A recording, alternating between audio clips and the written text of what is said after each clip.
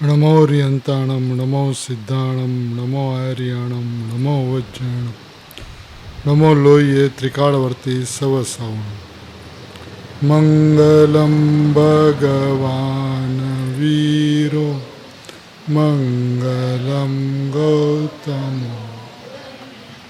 मंगलम कुंद कुंदार जैन धर्मोस्त सर्वमंगल्यम सर्वकल्याणकारक प्रदानं सर्वधर्मान् जैनं जयतु शासनं ओंकार बिंदु संयुक्तं नित्यं ध्यायन्ति मोक्षदं चैव ओंकाराय नमः समय साराय स्वानुभूत्या चकास चित्स्वभावाय भावाय सर्वभावान् अज्ञानतिमिरान्धाना ज्ञानाञ्जनशलाकया चक्षुरुन्मीलितं येन तस्मै श्रीगुरु आत्माज्ञानं स्वयं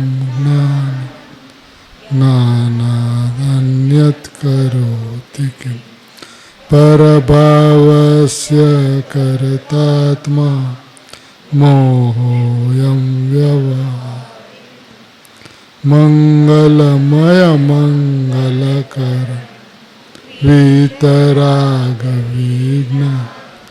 नमो ताहि जाते भय हरियंतादिमा। ओम नमः सिद्धेभ्य नमः सिद्धेभ्य नमः सिद्धेभ्य। महावीर परमात्मा के शासन में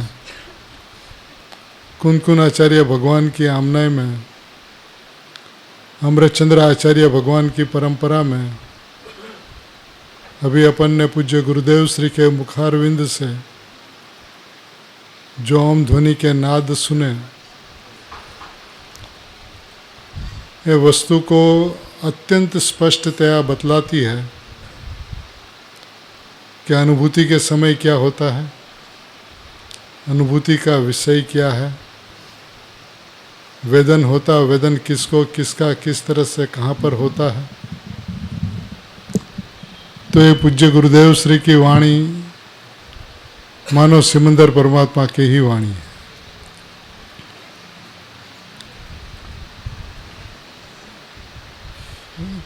सम्यक दर्शन का विषय की चर्चा करें तो उसमें स्पष्टता, सम्यक दर्शन में होने वाले स्वसंवेदन की स्पष्टता,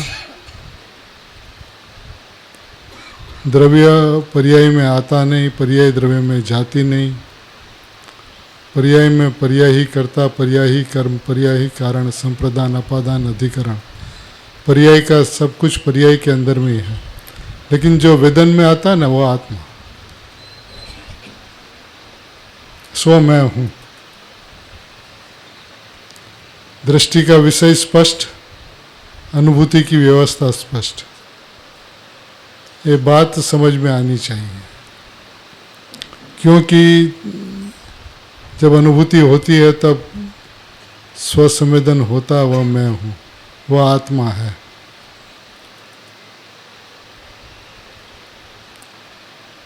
पर्याय द्रव्य का अवलंबन लेती है, ऐसा कहने में आती है, लेकिन होता क्या है। तो सुगानी जी साहब द्रव्य दृष्टि प्रकाश के 442 नंबर के बोल में ऐसा कहते हैं, दृष्टि वस्तु का अवलंबन क्या लेती है, वस्तु को, समूची वस्तु को ग्रास कर जाती है।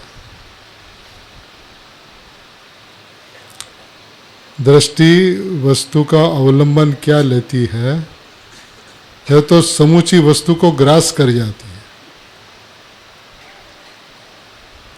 दृष्टि ये नहीं कहती कि मैं द्रव्य की दृष्टि करता हूं, समूची वस्तु को ग्रास कर जाता, मैं आत्मा हूं। ये विधान कितना अपूर्व है, कितना अलौकिक है। मैं शुद्धात्मा हूं, मैं भगवान आत्मा हूं, इसे पूरे की पूरी ग्रास कर जाती। अब उसके अंदर में द्रव्य का वेदन होता कि नहीं होता,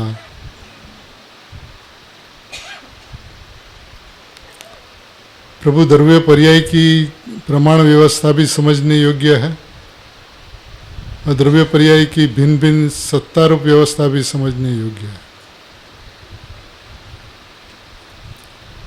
जब प्रमाण ज्ञान की बात करें तो ज्ञान ही आत्मा है, अनुभूति ही आत्मा है, मैं ही आत्मा हूँ। पर्याय को द्रव्य का अनुभव होता है ऐसा नहीं होता, आत्मा को आत्मा का अनुभव होता है ऐसा नहीं होता, मैं आत्मा हूँ ऐसा अनुभव होता है। लेकिन जिस अनुभूति के अंदर में आत्मा है उसमें द्रव्य नहीं आता। कितनी सुंदर व्यवस्था है, क्योंकि स्वभाव कभी नहीं पलटता। यदि द्रव्य नित्य है, त्रिकाली है और पर्याय अनित्य है, क्षणिक है, तो पर्याय और द्रव्य दोनों एक नहीं हो सकते। अनुभूति के समय में अभेद अनुभूति होती है, लेकिन वो अभेद हो नहीं जाते।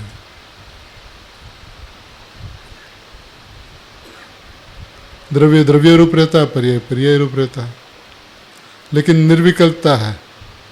तो निर्विकल्पता के अंदर में अभेद अनुभूति है, तो अभेद अनुभूति में बस जो अनुभव में आया सो में, जो वेदन में आया सो में, जो आनंद आया सो में।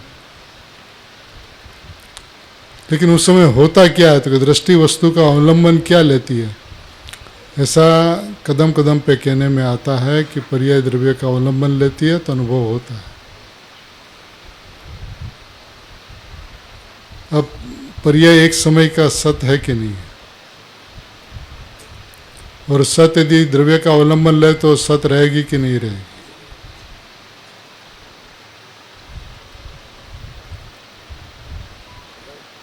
द्रव्य त्रिकाल अपरिणामी है, तो त्रिकाली अपरिणामी रहेगा ना, परिणाम में आएगा। तो वस्तु की व्यवस्था बिल्कुल स्पष्ट है। अब ज्ञानी धर्मात्मा एजेंडा पे क्या है उसकी जब चर्चा करते तो उस एंगल से अपन को समझना चाहिए। लेकिन आज के प्रवचन के अंदर में जयघोष अत्यंत स्पष्ट था। पर्याय को पर्याय का वेदन होता है, द्रव्य का वेदन नहीं होता। पर्याय द्रव्य का अवलंबन लेती है ऐसा कहने में आता, तो यहाँ पे क्या दृष्टि वस्तु का अवलंबन क्या लेती है, वो तो समूची वस्तु को ग्रास कर जाती है, पूरी की पूरी वस्तु में व्याप्त हो जाती है। मैं परमात्मा। अब मैं परमात्मा कहने वाली पर्याय नहीं है, वो परमात्मा है।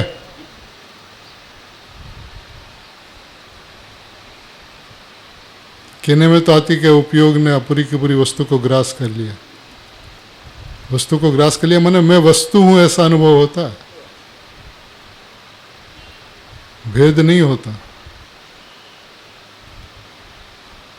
पूरी की पूरी वस्तु में व्याप्त हो जाती है, मालिक बन जाती है।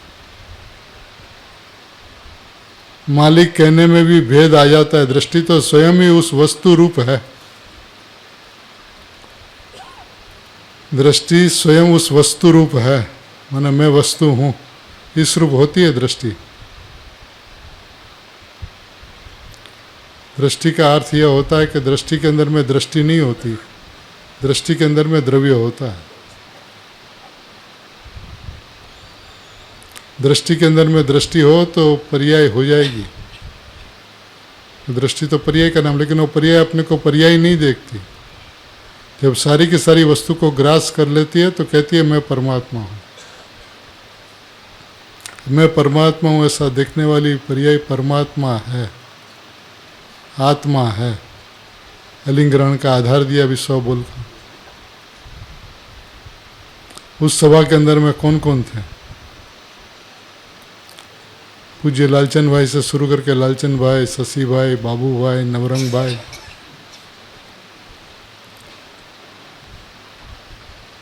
तो गुरुदेव श्री के मुखारविंद से जो अमृत झरता है ना,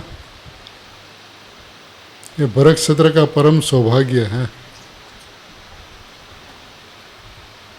मैंने अपने रगों के अंदर में अणु अणु में गुरुदेव दौड़ने चाहिए। गुरुदेव के प्रति समर्पणता 100% होनी चाहिए। अनंत काल में अनंत परीक्षा करते हुए इतने तो ज्ञान स्पष्ट हो चुका है कि गुरुदेव क्या थे, क्या है और क्या रहने वाले हैं। राजेंद्र थे, योगींद्र आए, जिनेंद्र होंगे। तो इस युग के अंदर में आकर गुरुदेव को पाना, वो वस्तु की व्यवस्था को अत्यंत स्पष्ट करता है। गुरुदेव को देखे तो गुरुदेव के अलावा और कुछ दिखे ही नहीं। मस्तिष्क झुका हुआ रहे, आंख गुरुदेव के ऊपर से हटे नहीं, हाथ जुड़ा हुआ, सब कुछ एक साथ होता है। ऐसे उपयोग सारी की सारी वस्तु एक साथ में ग्रास कर लेती। दृष्टि तो स्वयं ही उस वस्तु रूप है।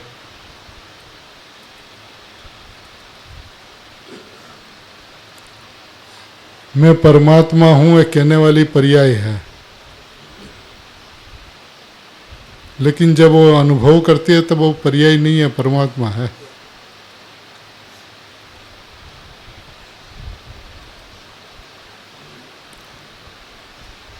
द्रव्य को देखने का विधान प्रभु गुरुदेव श्री से पता चला। गुरुदेव श्री ने जो स्पष्टीकरण किया वही बात पूज्य सोगानी जी ने प्रत्येक बोल के अंदर में की है।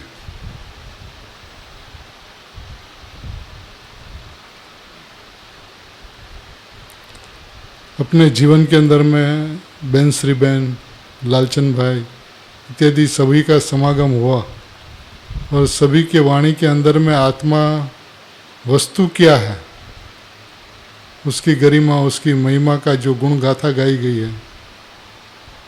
इस युग के अंदर में मानो सुकाल था पूरा का पूरा, मूसलधार बारिश हुई और उस बारिश के अंदर में हम सभी ने स्नान किया। अब बात तो यहाँ पर है कि वस्तु क्या है। मैं वस्तु हूँ, मैं निर्विकल्प वस्तु हूँ, परम पारिणामिक भाव मात्र वस्तु हूँ। यह एहसास 24 घंटा होना चाहिए।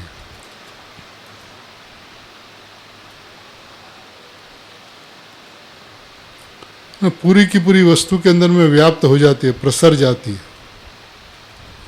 बाबूजी कहते थे ना, पर्याय में पर्याय ने अपना कोने कोना द्रव्य के लिए खाली कर दिया।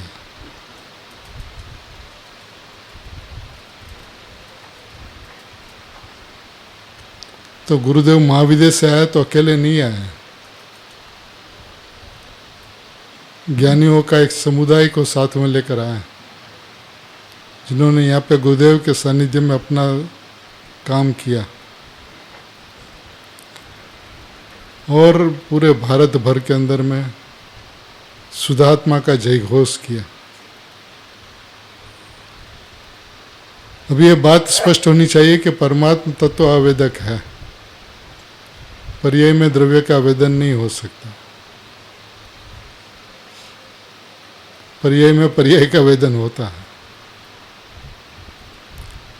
तो आत्मा की अनुभूति होती ना, पर्याय में अपने पुरुषार्थ से अपने रचे हुए आत्मा की अनुभूति होती है।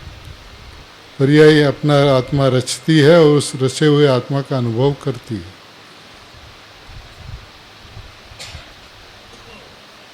वो ज्ञान शरीर ही ज्ञायक है। ज्ञान ने अपने के अंदर में अपना ज्ञायक की रचना की। तो ज्ञायक की अनुभूति नहीं है, ज्ञान के ज्ञायक की अनुभूति होती है।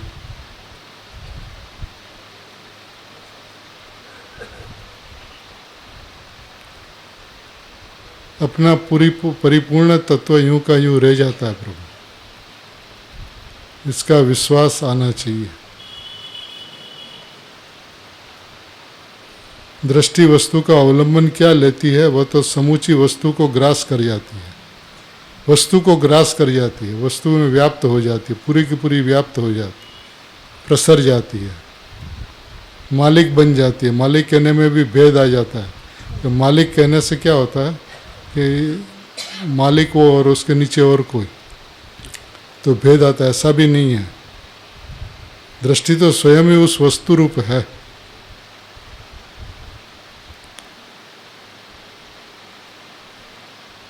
गुरुदेव श्री के संतानों के अंदर में इस बात की धुन लगनी चाहिए।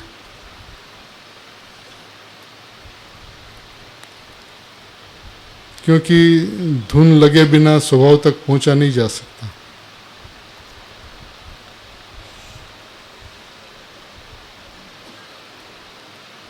अभी प्रश्न ऐसा आया सुगानी जी साहब के पास में 458 नंबर के बोल में, नजर में तो पर पदार्थ आते हैं, स्ववस्तु नजर में नहीं आती, तो क्या करना?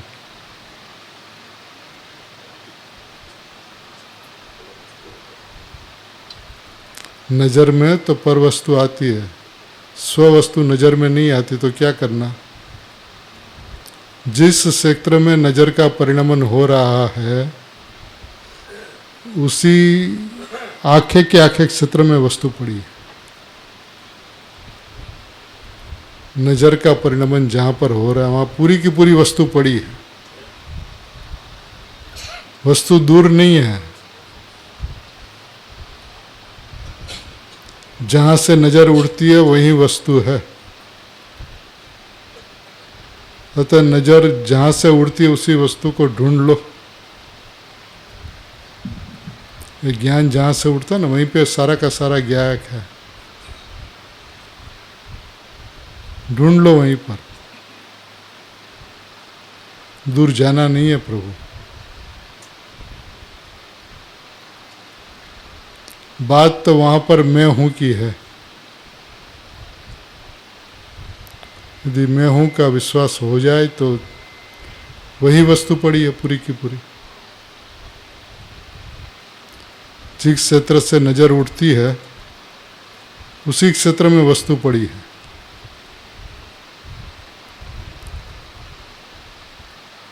प्रसर जाओ उस वस्तु के अंदर, वही वस्तु है।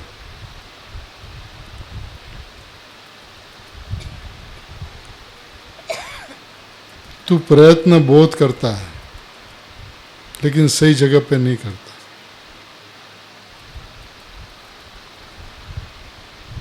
अब मैं हूं उसको ढूंढना है। मैं कहां पे हूं?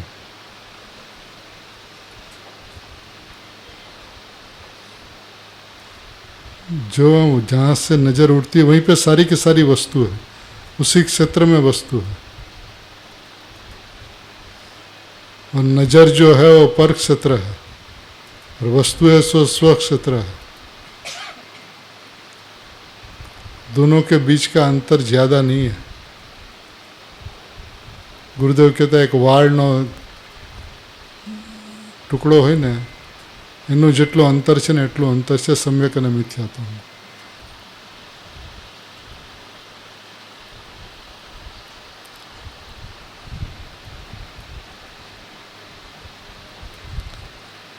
उमंग और उत्साह से स्वभाव के तरफ दौड़ लगावे तो ये दूर नहीं है।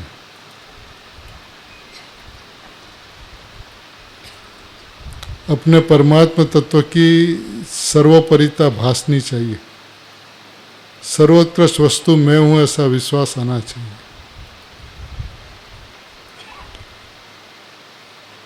मोक्ष एक समय की पर्याय और मैं त्रिकाल परमात्मा, किसकी कीमत ज्यादा?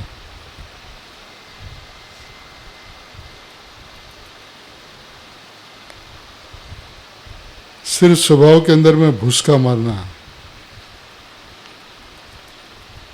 वस्तु तो यहीं पड़ी है, कहीं से लानी नहीं है।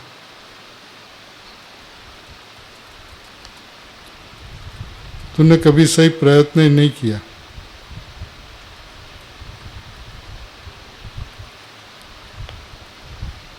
भेदों से वस्तु को देखता रहा, भेदों से अभेद में जाने का प्रयत्न करता रहा, लेकिन वो विधान ही नहीं है,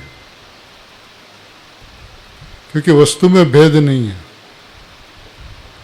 समझाने के लिए भेद से समझाया गया, वस्तु अभेद है, आप कैसे समझाओ? मैं एक हूं, अब कैसे बतावे एक कैसा? तो भेद से, मजबूरी से भेद करके समझाया जाता है। मुनिराज के पास में भी मजबूरी है वस्तु को बतलाने के लिए।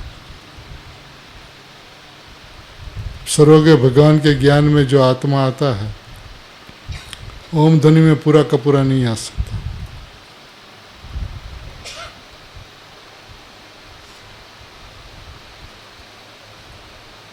एक बार स्वभाव के अंदर में पलाठी लगाकर बैठ जा।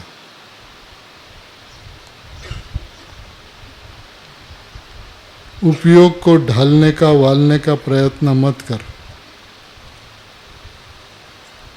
तूने उपयोग को स्वभाव के तरफ ले जाने का अनंत प्रयत्न किए, तो उसमें उपयोग का मालिक बनकर ही रहा, उपयोग के साथ एकत्व रहा। अनुपयोगी ऐसा पूरा जो ज्ञायक तत्व है वो मैं हूं, ऐसा विश्वास नहीं हूं।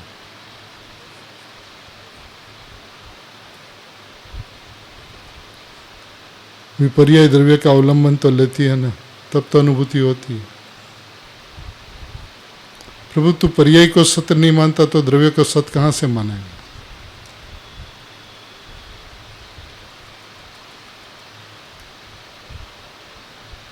पर्याय अनादिकाल से यह कहती थी कि मैं शरीर हूं, तो शरीर ने उसको कहा था कि तू कहे मैं शरीर हूं।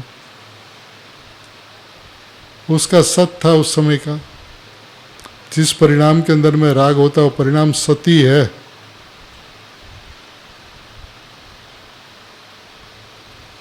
उसी तरह से मैं परमात्मा हूं तब जब कहता तब वो सती है।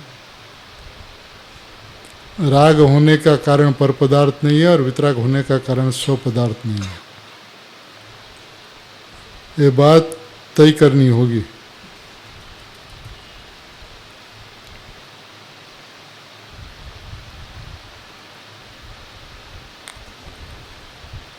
गुरुदेव श्री की इस बात को मना मत करना, बहुत गंभीरता से विचार करना। जब द्रव्य को अवेदक कहा है तो पर्याय में द्रव्य का वेदन कैसे हो सकता है? पर्याय में पर्याय का वेदन तो हो सकता है।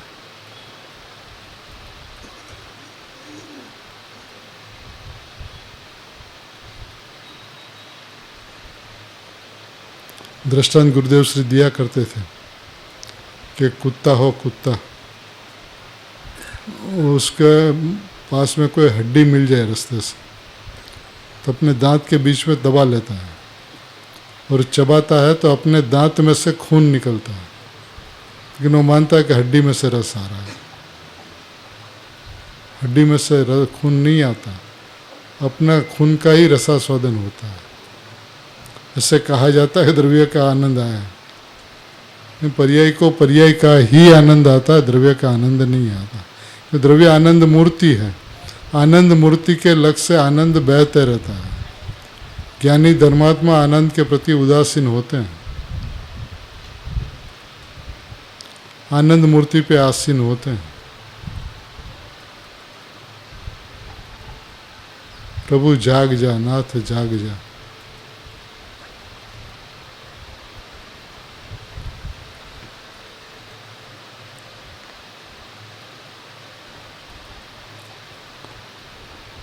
दूसरा प्रश्न 459 नंबर के बोल में है, उपयोग स्वसन्मुख होता है तब जो पर से भिन्नता भासती है वैसी भिन्नता विकल्प के काल में भासती है क्या? उपयोग स्वसन्मुख होता है तब जो पर से भिन्नता भासती है ऐसी भिन्नता विकल्प के काल में भासती है क्या? माने ज्ञानी को पूछा गया प्रश्न है कि जब आपका उपयोग स्वसन्मुख हो तब विकल्प से जैसी भिन्नता भासती है, और विकल्प की अवस्था के अंदर में ऐसी भिन्नता भासती है क्या? तो उत्तर दिया, विकल्प के काल में भी प्रत्यक्ष भिन्नता का अनुभव है। जो एक बार छूटा पड़ गया वो एक नहीं होता। पत्थर के अंदर में तिराड़ पड़ गई तो वह सब दो भाग हो गया, एक होने वाला नहीं है। कब? किसी भी समय।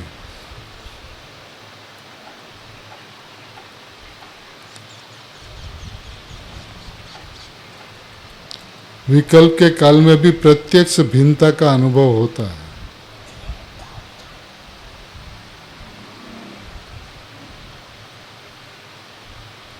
जो छूटा पड़ गया, जिसकी प्रतीति में आत्मा आ गया, वो प्रतीति आत्मा को छोड़ती नहीं। 24 घंटा दिन रात सतत धारावाहीपन है, परमात्मा परमात्मा परमात्मा परमात्मा। मगर उपयोग को क्यों मुख्य करते हो? जवाब दे दिया कि विकल्प के काल में भी प्रत्यक्ष भिन्नता का अनुभव है, मगर उपयोग को क्यों मुख्य करते हो? मैं तो ध्रुव तत्व हूँ, उसकी मुख्यता करनी चाहिए। माने मुमुक्षु का हर प्रश्न पर्याय के तरफ से ही आता है। उन्हें गुरुदेव की, सोगानी जी की, ज्ञानी धर्मात्माओं की बात सुन के सुन के सुन के सुन के सुन के इधर से बात नहीं आती, बात उधर से ही आती है, क्योंकि वो फेरफार करने का अभिप्राय अंदर में पड़ा है।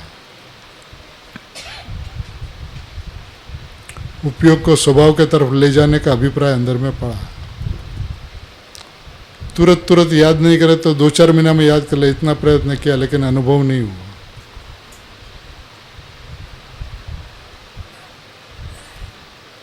तो उसने जो भी प्रवृत्ति की अनुभव के लक्ष्य से ही प्रवृत्ति की है, उसके अनुभव मूर्ति दूर रहता है। यदि स्वभाव से चले तो स्वभाव संपूर्ण है, मैं परिपूर्ण हूं ऐसा विश्वास करे तो उसी का नाम अनुभूति है, उसी का नाम सम्यक दर्शन, सम्यक ज्ञान, सम्यक चारित्र है। एक समय में होता है सब कुछ। जैसे गुरुदेव की बात की ना, बात अधूरी रह गई कि गुरुदेव के पास में यदि अपन हो और गुरुदेव के चरणों में जाकर बैठें तो मस्तिष्क हमेशा झुका हुआ रहता है, नज़र गुरुदेव से नहीं हटती, हाथ जुड़ा हुआ रहता है, तीनों काम एक साथ होता है।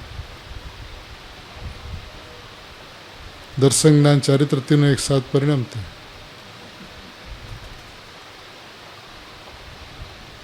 चिंता मत कर प्रभु, परिणाम की ओर से चिंता मत कर, अपरिणामी पे खड़ा रहे, अपरिणामी का विश्वास कर, अपरिणामी का जोर, बलवान का बल ला। भगवान यह बैठा है, अपन क्या करते हैं? भगवान के सामने जाकर भगवान के गुणगान गाते हैं। अब भगवान के सामने हमेशा भक्त ही रहता है, भगवान के सामने भगवान नहीं होता। भगवान के पास में भगवान होता है, भगवान के सामने भक्त होता है। तो भगवान के सामने खड़ा रहकर जितनी भक्ति करे, पूजा करे तो भक्ति रहेगा, पर्याय का पक्ष ही रहेगा। भगवान हूँ ऐसा विश्वास तो भगवान के पास में बैठ जाता हो सकता है।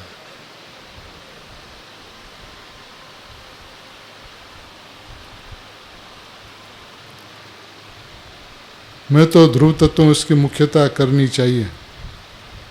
श्रद्धा ज्ञान विकल्प के काल में खाली पड़े हुए नहीं है, लेकिन परिणमन रूप है। विकल्प के काल में भी ज्ञान श्रद्धा तो अपना काम कर ही रहा परिणमन रूप। तू इतना तय कर कि मैं तो ध्रुव तत्व हूं। उपयोग की बात, परिणाम की बात गौण होनी चाहिए, हे भाषित होना चाहिए। हे का अर्थ यह होता है कि हे रूप से भी याद नहीं करना, उसका नाम हे है।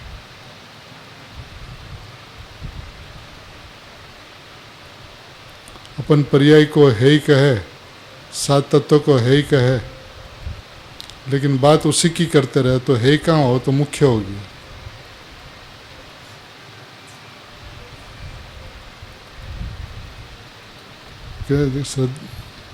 मैं तो ध्रुव तत्व हूं, इसकी मुख्यता करनी चाहिए। उपयोग गुण होना चाहिए और द्रव्य तत्व ध्रुव तत्व मुख्य होना चाहिए। ये नहीं होता। अब मैं हूं ही ध्रुव तत्व, सात तत्वों से मेरे का कोई संबंध ही नहीं है। सात तत्व को हे तत्व माना ही नहीं है।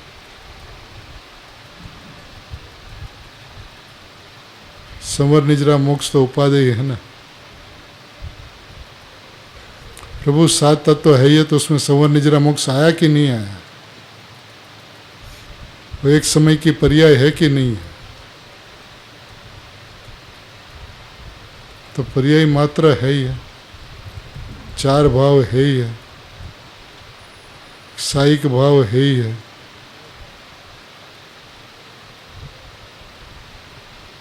प्रभु वस्तु को देखने का विधान सरल है। गुरुदेव श्री के प्रत्येक प्रवचन के अंदर में इस बात की अत्यंत अत्यंत अत्यंत स्पष्टता होती है। एक नज़र से देखे सुने तो सारी बात पकड़ में आने वाली है।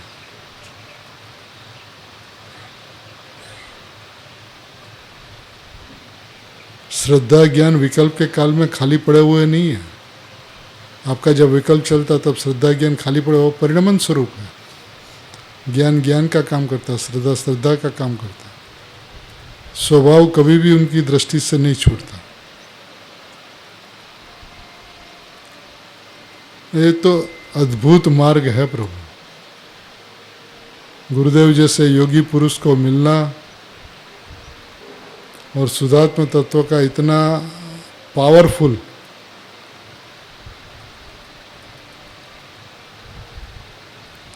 अपनी सत्ता की अद्भुतता, अलौकिकता, परिपूर्णता, सार्वभौमिकता जिस तरह से गुरुदेव श्री ने बताई है, ये रही वस्तु। अब तो यदि पर्याय से बात करेगा तो द्रव्य नहीं दिखेगा। और मैं द्रव्य हूं, ये बात समझ में आएगी, श्रद्धा में आएगी तो पर्याय खड़ी नहीं रहेगी। पर्याय भी वही भाषा बोलेगी, मैं परमात्मा हूं। भाषा नहीं बोलेगी, भाव ऐसा होगा। भाव ऐसा नहीं, अभिप्राय ऐसा होगा, क्योंकि कीमत अभिप्राय की है। अभिप्राय में क्या है?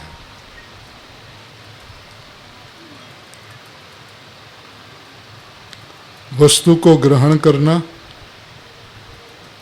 पकड़ना, सन्मुख वलना, ढलना, यह सब कथन में आता है। 460 नंबर का बोल। वस्तु को ग्रहण करना, न्यायक को ग्रहण करो। ज्ञान में ज्ञायक को ग्रहण करो। ज्ञान प्रकट है, प्रकट ज्ञान को पकड़कर ज्ञायक तक चले जाओ। वस्तु को ग्रहण करना, ज्ञान में ज्ञायक को पकड़ो। अतीन्द्रिय ज्ञान में पकड़ में आने वाली चीज है, तो उसमें पकड़ो, पकड़ना। सन्मुख वलना, ढलना, ज्ञायक के सन्मुख वलना, ढलना, ये सब कथन में आता है।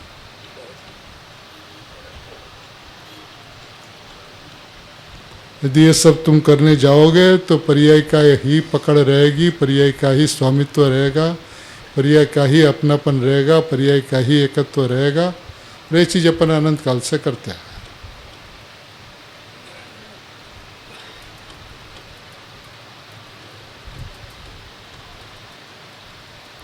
असल में तो त्रिकाली वस्तु में अहमपना आ जाना,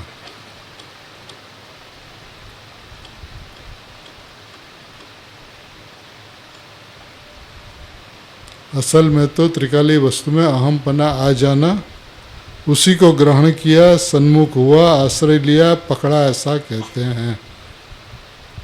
किसको कहते हैं? त्रिकाली वस्तु में अहमपना आ जाना, उसी को ग्रहण करना, पकड़ना, ढलना, वलना, सब कुछ कहने में आता है। पकड़ना पकड़ना कुछ है नहीं प्रभु।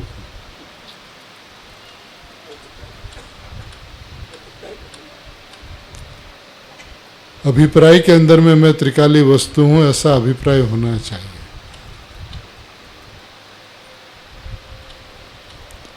यदि अभिप्राय के अंदर में बाकी सब कुछ छूट गया तो छूटा ही है। अभिप्राय में छूट जाना चाहिए। उसने किसी को पकड़ा तो है ही नहीं। राग आत्मा में होता ही नहीं, ज्ञान ही आत्मा में होता है। तो राग का अभाव करना और ज्ञान को पकड़ना है, बात आई कहाँ पर? ज्ञान का ग्रहण ऐसा है जिसका कभी त्याग नहीं होता, और राग का त्याग ऐसा है जिसका कभी ग्रहण नहीं होता। क्या करना है तुझे को? असल में परिणाम भी सत्य, उसको अन्य का है, यानी अपने ही द्रव्य गुण का भी अवलंबन नहीं है। पर्याय भी एक समय का सत्य, उसको अपना द्रव्य गुण का अवलंबन नहीं है।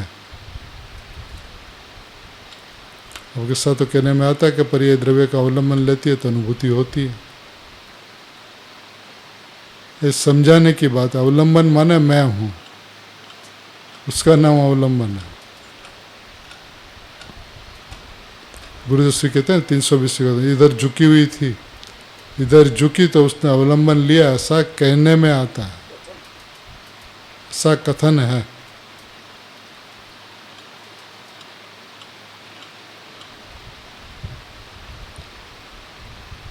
समझना होगा जिनवाणी में से कौन सी कथन की बात है, कौन सी कहने की बात है, कौन सी वास्तविकता है। असल में क्या, स्वाभाविकपने क्या, वस्तु का स्वभाव क्या, मैं कैसा,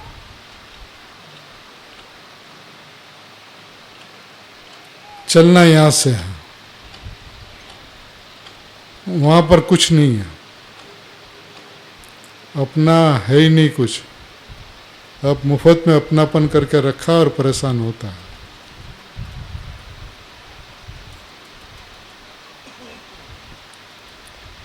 मैं त्रिकाली वस्तु हूं, उसमें अपनापन हो तो स्वभाव प्रकट है प्रभु। परिणाम को मत देख, कल का अनुभव हुआ न हुआ देखो ही मत, इसकी तपासने की जरूरत नहीं है। परिणाम ठीक है तो परिणाम के अंदर में विवेक है तो परिणाम सही तरीके से स्वभाव की ओर चल रहा है कि नहीं, इसकी तपास और तलाश करते रहता है। क्योंकि व्यवहार के अंदर में जिनवाणी में बात आती है कि उपयोग को तपासना, उपयोग को तलाशना, पर सन्मुख उसको स्वभाव सन्मुख ले आना, स्वभाव के तरफ झुकाना। किसको कहते हैं? मैं तो त्रिकाली वस्तु में अहमपना आ जाना, उसी को ग्रहण किया कहा जाता है, उसी को पकड़ना कहा जाता है।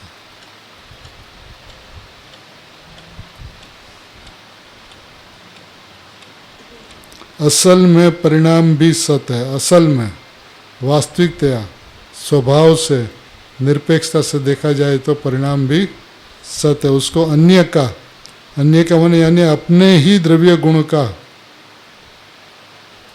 अवलंबन नहीं है।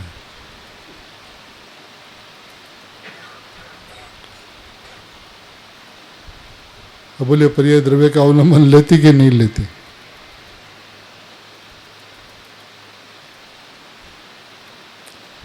आपको पर्याय और द्रव्य दो साफ साफ दो दिखने चाहिए। द्रव्य सो स्वद्रव्य और पर्याय सो परद्रव्य।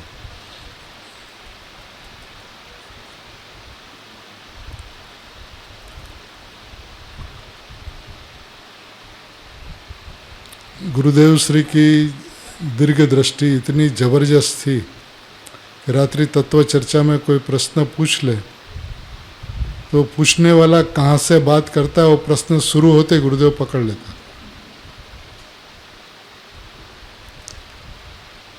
एक वक्त ऐसा हुआ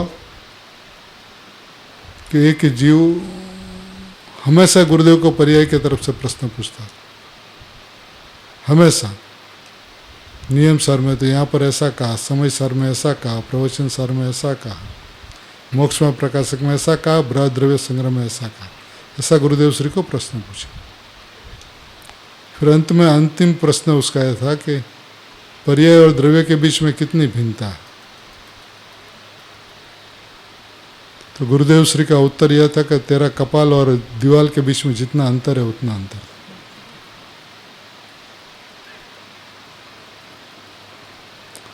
पकड़ है ना, पकड़, जीव पकड़ को छोड़ना नहीं चाहता, अपनी बात शास्त्र के आधार से प्रमाणित करना चाहता। अरे जब ये कहते हैं कि असल में मैं त्रिकाली वस्तु हूँ तो फिर दूसरी बात कहाँ? असल में परिणाम सत्य है, फिर दूसरी बात कहाँ? दोनों असल की बात उन्होंने की। असल में मैं त्रिकाली वस्तु हूँ और परिणाम असल में सत्य है। अपने ही द्रव्य गुण का अवलंबन नहीं लेता तो तू अवलंबन की बात करता क्यों है? जो निरालंबन तत्व है वो किसी को अवलंबन देता नहीं। पर्याय भी निरालंबन, पर्याय भी निराधार है, पर्याय का कोई आधार नहीं है। पर्याय का आधार पर्याय स्वयं है। मैंने पर्याय और द्रव्य की स्वतंत्रता चरम सीमा पे समझनी होगी। वो कहते थे ना कि पर्याय एक समय का चक्रवर्ती और द्रव्य त्रिकाल चक्रवर्ती। एक चक्रवर्ती का दूसरे चक्रवर्ती के साथ में कैसा व्यवहार होना चाहिए? चक्रवर्ती है ना, तो चक्रवर्ती को चक्रवर्ती का रिस्पेक्ट देना होगा। पर्याय क्षणिक चक्रवर्ती, द्रव्य त्रिकाल चक्रवर्ती। प्रभु एक बार तू पर्याय को असल में एक समय का सत्य है ऐसा जानकर, उसको द्रव्य गुण का अवलंबन नहीं है ऐसा मानकर, पर्याय भिन्न द्रव्य है, पर द्रव्य है, प्रभाव है, पर स्वभाव है ऐसा जानकर, त्रिकाली गायक परमात्मा मैं हूँ ऐसा मानकर, उसको जान और इसको मान। पर्याय को भिन्न जान और इसको अपना तत्व, परिपूर्ण तत्व ऐसा मान। तब अभिप्राय के अंदर में बात 100% आएगी। वो पर्याय पर्याय में है, उसका कोई ना नहीं, कोई मना नहीं, मेरे में नहीं है। पर्याय के अस्तित्व का कोई यदि मना करे तो जैन दर्शन से बाहर, और पर्याय को अपने में माने तो भी जैन दर्शन से बाहर। जो भिन्नता है उसको भिन्नता जाननी होगी, माननी होगी, समझनी होगी। तो वस्तु को लक्ष्य जहाँ किया तो उसी को पकड़ना कहते हैं, उसी को ग्रहण करना कहते हैं, उसी को अवलंबन कहते हैं। तो कथन पद्धति के अंदर में तो मर्यादा है बहुत सी, लेकिन अपन को कहाँ से चलना? तो क्या असल में मैं त्रिकाली ध्रुव तत्व हूँ। अपने को असल से देखना, अपेक्षा से नहीं देखना। अपेक्षा वाली बात ज्ञान में ले लेना और निष्पेक्ष की बात का अपना अस्तित्व मान लेना। ऐसा माने बिना स्वभाव तक पहुंचा नहीं जा सकता। सभी स्वभाव से परमात्मा ही है, परमात्मा ही है, ऐसा होने पर मैं परमात्मा हूँ है उससे कोई फायदा नहीं है तो है, अनादि अनंत है। मैं परमात्मा हूँ ऐसा मानना, ऐसा समझना, ऐसा श्रद्धान करना, इसी मंगल भावना से सभी के अंतरंग के ज्ञान श्रद्धान में मैं परमात्मा ही हूँ ऐसा ज्ञान श्रद्धान हो, ऐसी मंगल भावना।